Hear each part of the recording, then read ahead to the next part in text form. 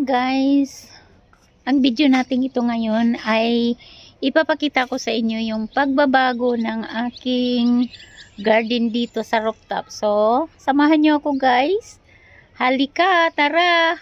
At ipasyal ko kayo sa aking munting garden dito sa rooftop. Thank you guys. See you!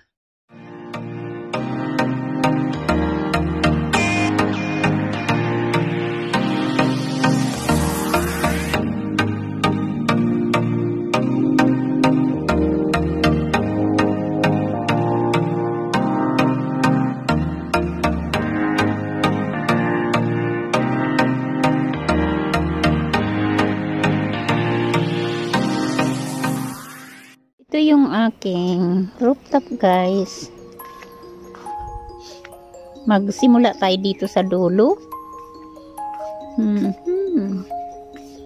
Ito yung mga ginawa natin last month. Ayan.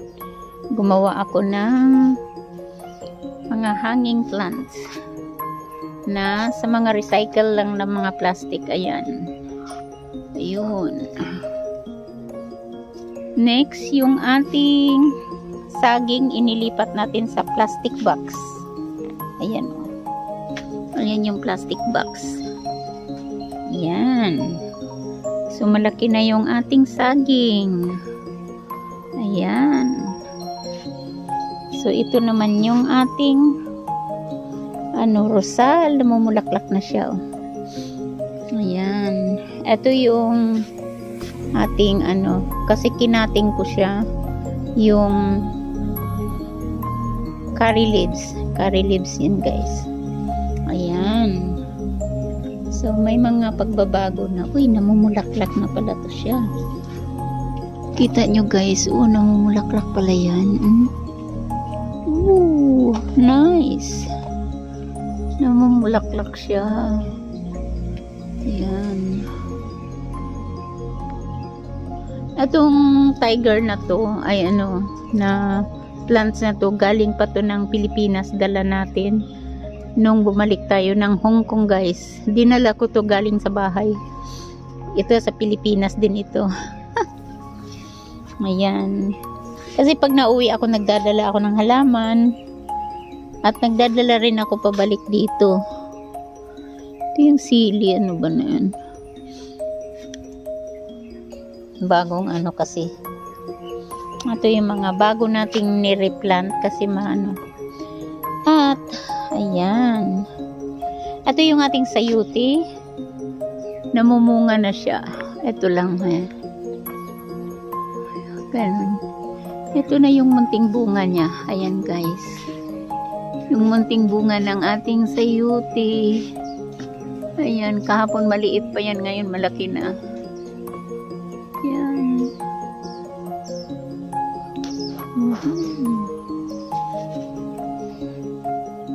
So decide muna tayo. Ito yung aking nag-sprout na sila. Ito yung firecracker ba yun? Yung orange ang bulaklak. Ayan. Meron tayo ditong parsley, basil, English basil, oregano. Ayan. Ito yung ating bougainvillea na non-stop ang flowering niya dahil pinapainom natin siya ng beer. Dinidilig ko yung beer guys sa kanya. Ayan. Kahit wala na siyang dahon, continuous pa rin yung pamumulaklak niya. Ito naman, ito siya, nag-sprout na, namatay ito siya nung winter. Ngayon namumulaklak. Na siya, nag-sprout, nagdahon na siya. After nyan, pag nagkadahon na, yung iba nag-start na mamulaklak. Kasi ang bulaklak nito is orange. Yung ating ampalaya, ayan ampalaya nakahangin. Ampalaya. Ayan. Ito yung ating yellow rose. Ayan, kamatis natin. Tanggalan natin ng dahon para yung kamatis para mag-concentrate lang siya sa Ayan. Ito yung ating jade. At in-spread natin. Ginagamit natin yung mga empty plastic, guys. Ayan. Ayan. Ang ginagawa ko nito, kinakating ko siya. Yung mga old. Para mabago naman. Ayan. Kahapon, inano ko yung rose. Ayan. Lahat ng rose dito. Doon yung isa. Yellow. Ito yung pink. Fuchsia pink yan eh. Ito yung orange. Orange. Ito naman is pink. Light pink. Ito yung orange, light orange. Ayan ang ating alugbati. Kamatis. Ayan. Ito naman passion fruit. Ayan, passion fruit. So, nagagawa natin na mag-garden kahit nasa paso lang, guys.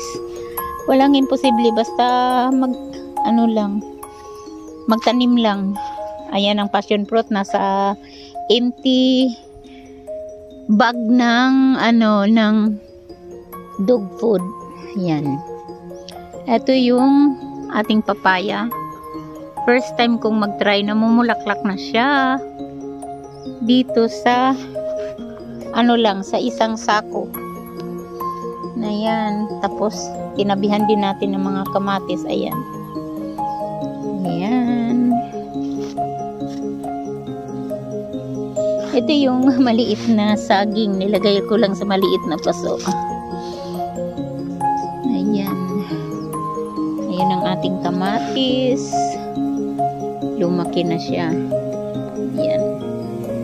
Kamatis, kamatis, kamatis, guys. Ayan. Ito naman yung ating tanglad na bagong replant. Ayan.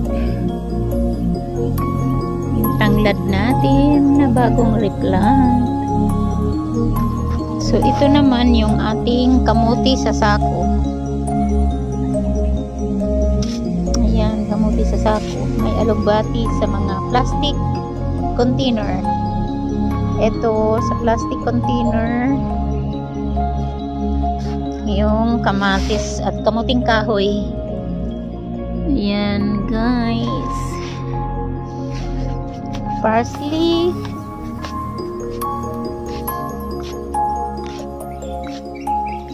Ito yung ating aloe vera. Namumulaklak na siya pareho. Yung ating aloe vera. Dito, ang ating kamatis at kamuting kahoy. Harvest na natin yung kamuting kahoy kasi tataniman ko ulit ng multicolor na kamatis. At ito siya yung onion, nilipat ko doon.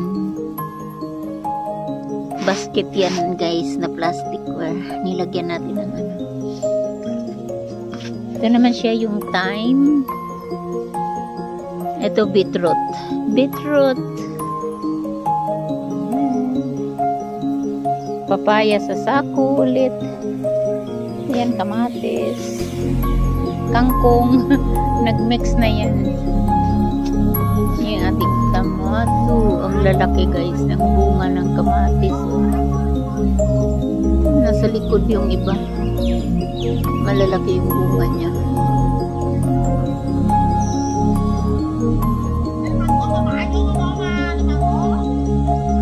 Ang ating kalabasa, squash, namunga na.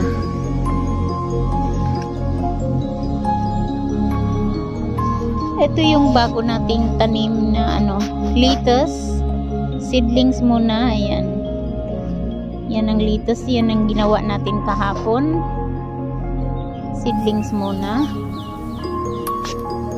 Ito yung pineapple. Nireplant ko lang siya kasi maliit na yung lagayan. Ito naman yung kamatis, kalabasa, yun kamuti, passion fruit, mix na lang yan siya yan. Kailangan pala yung sa kamatis, tanggalan natin ng yung mga ganito, guys. Yung mga ganon. Ganito. Kasi marami na siyang masyadong sanga. Ayan. Kailangan tanggalan natin ito. Ayan. Ito tanggalin natin. Ewan ko kung nabubuhay siya. Ayan. Ito yung pandan. Namatay siya nung winter, pero nabuhay na rin. May another kamuti sa sako. Ayan ang ating gabi sa plastic bag. Ayan. More kamatis, more ito yung kalabasa. Ito avocado, bagong tanim nating kamuti. Ito yung ating cherry tomato, guys. Ayan, cherry tomato. Cherry tomato. Ayan, ang ating cherry tomato. Umakyat na. Gabi ulit. At saka tomato. Ito naman yung Thai basil. Ayan. Ito yung na-harvest nating kamuti. Sweet potato.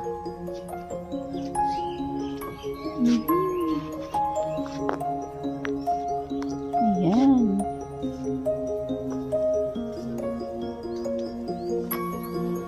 So, ito yung munting garden ko lang, guys. Ito yung bagong na namumulaklak. Yan siya, naubos na yung bulaklak. Ito yung midnight plants or queen of the night. Ito naman yung ating air plants.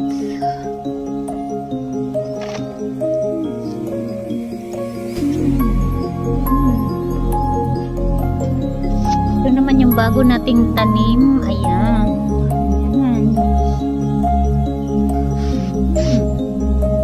Look at that. It's beautiful.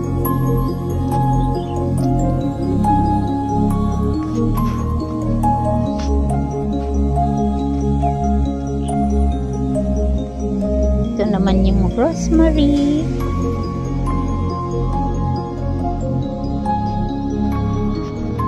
Ayan, rosemary.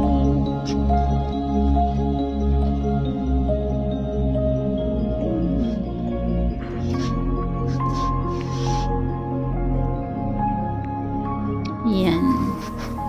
Nag-ano siya nung winter kasi. Parang nagda-dry. Pero bagong nagsibol na naman siya. Ayan, yung another air plants.